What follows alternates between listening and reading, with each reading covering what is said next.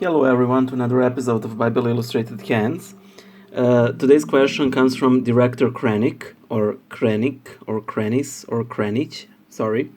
In any case, he asks, is it possible for us to repent once we're in Hades, and therefore ascend paradise?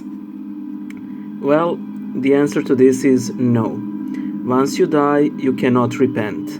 That is why your life here on earth is the most important life that you have. And I'm sort of annoyed when atheists say that, we realize that as atheists we only have this life and we're focused on living it. No, us Christians are very well aware of it as well. In any case, can you repent once you're dead? No. Why not? To make it short, a dead human being isn't a whole human being. You are not your soul. You are meant to have both body and soul.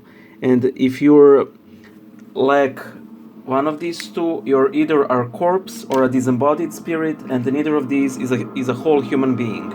That is why the resurrection is so important in Christianity, because it restores that proper union of those so-called, let me call it that way, elements that our humans are composed of.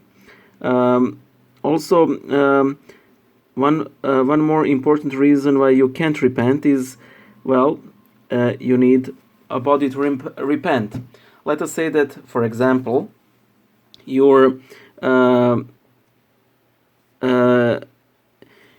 were a very greedy person and you never helped anyone while you were alive. So once you're in Hades, how will you repent of that sin precisely? What alms will you give? What good deeds will you perform? Or let us say that you were a lecher. You were going around having all that extramarital sex and whatnot and so on. What are you going to do?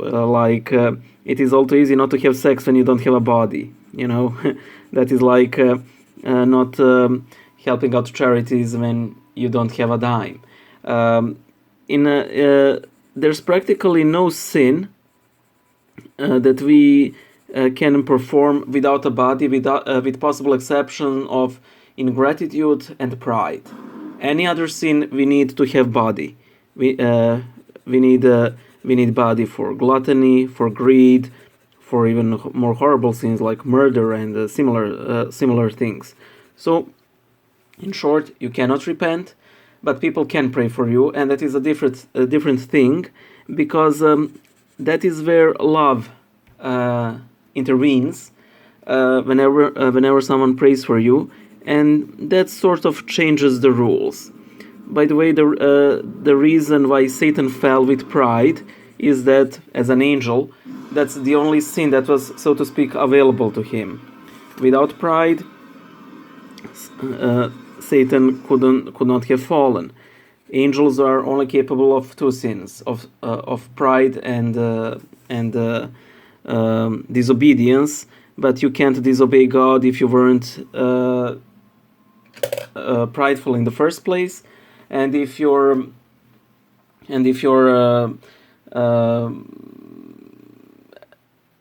you can't practically disobey if you're not prideful. So I hope that was an answer to your question. We are doing Secret Santa at my workplace, and I got